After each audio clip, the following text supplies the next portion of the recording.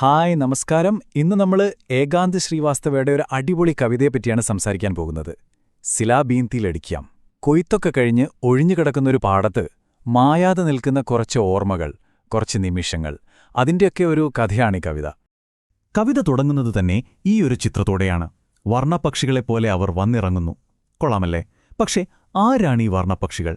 എന്തിനാ അവർ വരുന്നത്? ഈ ചോദ്യങ്ങൾക്കൊക്കെ ഉത്തരം കവിതയിൽ തന്നെയുണ്ട്. നമുക്കൊന്ന് നോക്കാം. അപ്പോ ഈ കവിതയിലേക്ക് ആഴത്തിൽ പോകുന്നതിന് മുൻപ് നമുക്ക് രണ്ട് പ്രധാനപ്പെട്ട കാര്യങ്ങൾ അറിയണം. ഒന്ന്, ആരാണ് ഈ മനോഹരമായ വരികൾ എഴുതിയത്? പിന്നെ എന്താണ് ഈ തലക്കെട്ടിന്റെ അർത്ഥം? നമുക്ക് ആദ്യം അതൊന്ന് നോക്കാം. ഇതാണ് കവി ഏകാന്ത് ശ്രീവാസ്തവ്. ഹിന്ദി സാഹിത്യത്തിൽ അറിയപ്പെടുന്ന ഒരാളാണ്. 1964 ഛത്തീസ്ഗഡിലെ റായ്പൂരിലാണ് ജനിച്ചത്.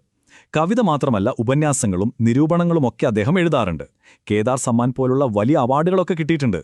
സോ നമ്മൾ വായിക്കാൻ പോകുന്നത് ഒരു മികച്ച എഴുത്തുകാരന്റെ വരികളാണ്. ഇനി നമുക്ക് ആ തലക്കെട്ടിലേക്ക് വരാം. സിലാബീന്തിയിലടിക്കാം. കേൾക്കുമ്പോൾ എന്താണെന്നൊരു സംശയം തോന്നും, അല്ലേ?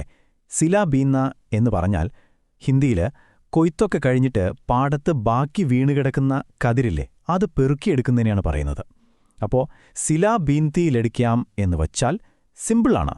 ആ നെൽക്കതിരുകൾ പെറുക്കുന്ന പെൺകുട്ടികൾ, ആ ഒരു ചിത്രമാണ് കവിതയുടെ കേന്ദ്രം. ഓക്കെ, അപ്പോൾ കവിയെയും തലക്കെട്ടിനെയും നമ്മൾ പരിചയപ്പെട്ടു. ഇനി കവിതയിലേക്ക്. കവി ഈ പെൺകുട്ടികളെ നമുക്ക് മുന്നിൽ എങ്ങനെയാണ് വരച്ചു കാണിക്കുന്നതെന്ന് നോക്കാം. അതൊരു ഒന്നൊന്നര സങ്കല്പമാണ്. ഇതാണ് ആദ്യത്തെ വരി. നിങ്ങളൊന്ന് സങ്കല്പിച്ചു നോക്കൂ. കൊയ്ത്തൊക്കെ കഴിഞ്ഞ് ആളൊഴിഞ്ഞ ഒരു പാടം, ഒരു ശൂന്യതയല്ലേ? ആ ശൂന്യമായ ക്യാൻവാസിലേക്ക് പെട്ടെന്നൊരു കൂട്ടം വർണ്ണപക്ഷികൾ വന്നിറങ്ങുന്നത് പോലെ. അങ്ങനെയാണ് അവർ വരുന്നത്. ഒറ്റയ്ക്കല്ല, ഒരു കൂട്ടമായിട്ട്, നിറങ്ങളായിട്ട്.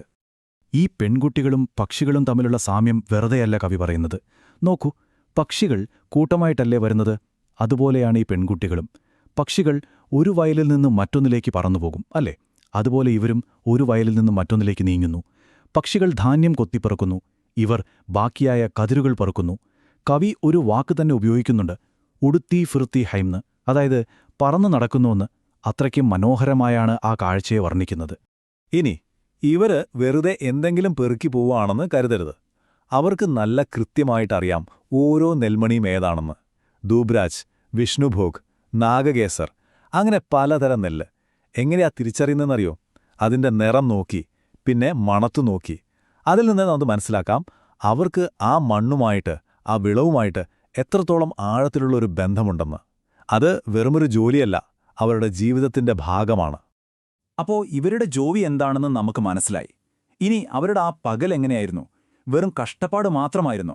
അല്ല, അവിടെ ചിരിയും പാട്ടുമൊക്കെ ഉണ്ടായിരുന്നു. നമുക്ക് ആ ഒരു അന്തരീക്ഷത്തിലേക്കൊന്ന് പോയി നോക്കാം. ഒന്ന് ആലോചിച്ചു നോക്കിക്കേ. ഉച്ച കഴിഞ്ഞുള്ള ആ മഞ്ഞ വെയിലില്ലേ, ആ വെയിലത്ത് ആ ഒഴിഞ്ഞ പാടം മുഴുവൻ അവരുടെ ചിരിയും മൂളിപ്പാട്ടും നിറഞ്ഞു നിൽക്കുകയാണ്.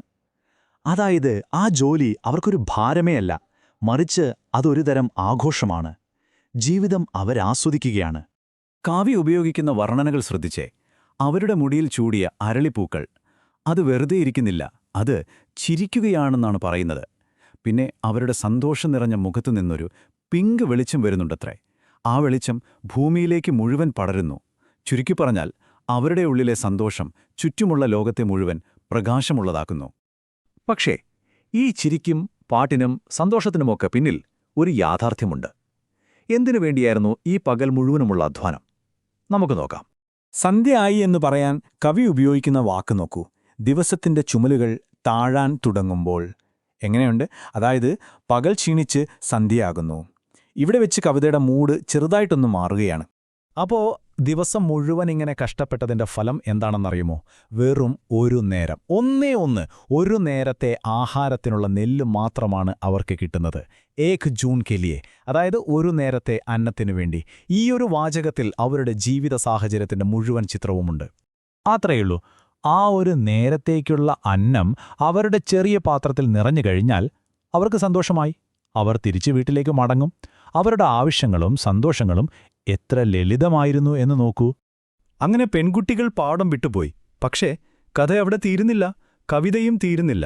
അവർ പോയി കഴിഞ്ഞിട്ടും ആ ഒഴിഞ്ഞ പാടത്ത് എന്തോ ഒന്ന് ബാക്കിയാവുന്നുണ്ട്. അതെന്താണ്? കവിതയുടെ അവസാനം കവി മറ്റൊരു കിടിലൻ രൂപകം കൊണ്ടുവരികയാണ്. നിങ്ങൾ ചിന്തിച്ചു നോക്കൂ.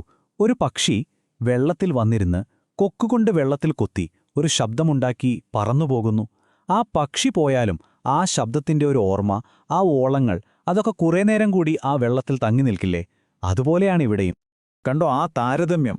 പക്ഷി പോയാലും അതിന്റെ സംഗീതം വെള്ളത്തിൽ ബാക്കിയാവുന്നതുപോലെ ഈ പെൺകുട്ടികൾ പോയാലും അവരുടെ ചിരി, അവരുടെ സംസാരം, അവരുടെ ആ ഒരു സാന്നിധ്യം, അതെല്ലാം ആ ശൂന്യമായ പാടത്ത് നിറഞ്ഞു നിൽക്കുകയാണ്, ഒരു ഓർമ്മയായി, ഒരു പ്രതിധ്വനിയായി. അവസാനത്തെ വരി ഇങ്ങനെയാണ്: അവരുടെ ഉൻകഹോന, അതായത് അവർ അവിടെ ഉണ്ടായിരുന്നു എന്ന ആ ഒരു ഫീൽ, ആ യാഥാർത്ഥ്യം, അത് ആ ഒഴിഞ്ഞ പാടങ്ങളിൽ ഒരുപാട് നേരം നിറഞ്ഞു നിൽക്കുന്നു. അവര് പോയി, പക്ഷെ അവരുടെ ഓർമ്മ പോയിട്ടില്ല. അതൊരു മായാത്ത സാന്നിധ്യമായി അവിടെ തന്നെയുണ്ട്. അപ്പോ ഈ കവിത അവസാനം നമ്മളോടൊരു ചോദ്യം ചോദിക്കുകയാണ്. കഷ്ടപ്പാടിനിടയിലും സന്തോഷം കണ്ടെത്തുക, ഒരു നേരത്തെ അന്നത്തിനു വേണ്ടി പണിയെടുക്കുക, എന്നിട്ട് തങ്ങളുടെ ഓർമ്മ ഒരു പാട്ടുപോലെ അവിടെ അവശേഷിപ്പിച്ചു പോവുക. ഈ പെൺകുട്ടികൾ നമ്മളെ ഓർമ്മിപ്പിക്കുന്നത് എന്താണ്? ഒരുപക്ഷെ ജീവിതത്തിലെ ഏറ്റവും വലിയ ഭംഗി ഒളിഞ്ഞിരിക്കുന്നത് ഇതുപോലുള്ള ചെറിയ, വളരെ ലളിതമായ നിമിഷങ്ങളിലായിരിക്കില്ലേ? എന്താണ് നിങ്ങൾക്ക് തോന്നുന്നത്?